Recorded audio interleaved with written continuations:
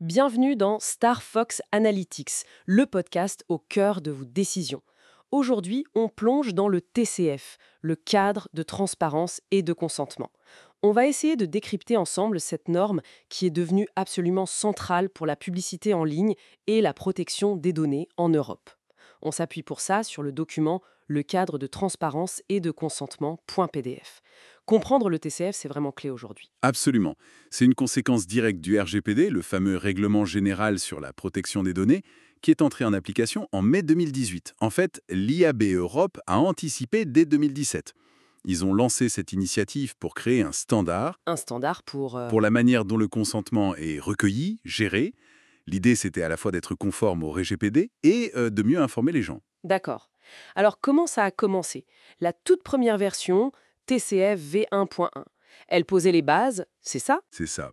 Une première tentative.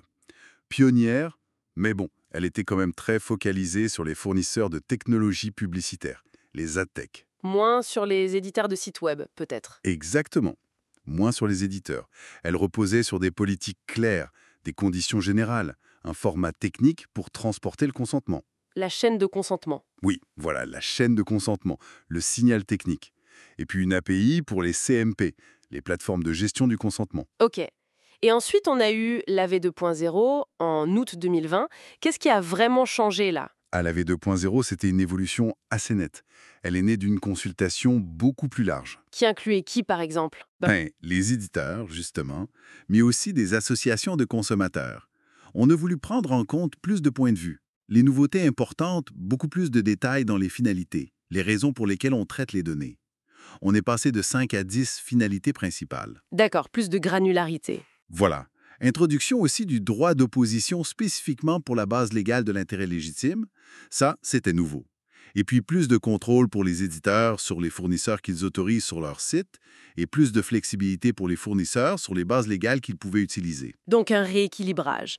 Mais apparemment pas encore suffisant, puisque fin 2023, il a fallu passer à la version 2.2, en urgence presque. Pourquoi cette nouvelle version? Oui, la V2.2, c'était vraiment une réponse aux critiques qui persistaient et surtout aux décisions de certaines autorités de protection des données. Comme celle en Belgique, par exemple? Exactement. Celle de l'APD belge qui a pas mal secoué l'IAB Europe. 3 gros points faibles étaient ciblés. Primo, l'utilisation de l'intérêt légitime qui était jugé un peu trop facile, disons, pour justifier la personnalisation publicitaire et de contenu.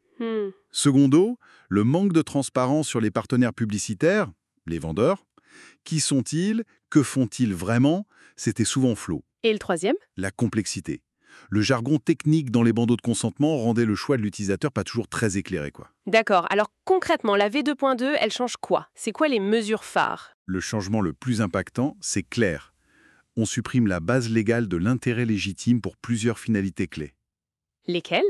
Des finalités 3, 4, 5 et 6. En gros, tout ce qui touche au profilage pour personnaliser la publicité ou le contenu. Pour ça, maintenant, c'est consentement obligatoire. Point. Ah oui, ça a dû faire grincer des dents chez certains acteurs. C'est un vrai changement de paradigme. Clairement. Deuxième point majeur, beaucoup plus d'informations sur les fournisseurs, les vendeurs. C'est-à-dire? Déjà, leur nombre total doit être affiché. Fini de cacher la taille de la liste. Il faut aussi expliquer pourquoi ils utilisent l'intérêt légitime, quand c'est encore possible, donner les durées de conservation des données, fournir les liens vers leur politique de confidentialité et, très important, utiliser une classification standardisée des catégories de données collectées, pour qu'on sache de quoi on parle. Mais le but, c'est d'éviter la noyade d'informations, même si avec des centaines de vendeurs. C'est le défi, oui. Rendre l'info accessible sans qu'elle soit indigeste. Troisième point, une nouvelle finalité, la numéro 11. Finalité 11. Pour faire quoi? Elle permet d'utiliser certaines données limitées, genre la page vue, la géolocale approximative, l'historique sur le site, pour adapter du contenu non publicitaire. Un exemple? Suggérer des produits similaires sur un site e-commerce, par exemple. Mais attention, sans faire de profilage marketing derrière. Quatrièmement, simplification drastique du langage. Fini le jargon incompréhensible. C'est l'objectif. Des textes clairs, simples, avec des exemples concrets dans les CMP pour que monsieur et madame tout le monde comprennent vraiment à quoi ils consentent. Et dernier point clé, retirer son consentement doit être aussi simple que de le donner. Le fameux bouton tout refuser ou un équivalent facile d'accès. Exactement. Et techniquement, petite note, la commande getTCData a été supprimée pour renforcer ça. Les vendeurs doivent passer par le signal officiel de la CMP. Donc si on résume, pour être conforme à la V2.2, il faut une CMP facile d'accès pour modifier ses choix, des textes clairs, bien vérifier ses vendeurs et s'assurer que la CMP respecte toutes ces nouvelles règles. C'est tout à fait ça. Et si on prend un peu de recul, toute cette histoire du TCF montre bien qu'on renforce progressivement le contrôle donné à l'internaute. Oui, on voit bien cette tension constante, cette recherche d'équilibre. D'un côté, le modèle économique du web, qui repose beaucoup sur la pub ciblée. Et de l'autre, le droit fondamental à la protection de la vie privée. C'est un équilibre qui bouge tout le temps, façonné par la loi, la tech, les attentes des gens. C'est clair. Et ça amène une question intéressante pour l'avenir, non?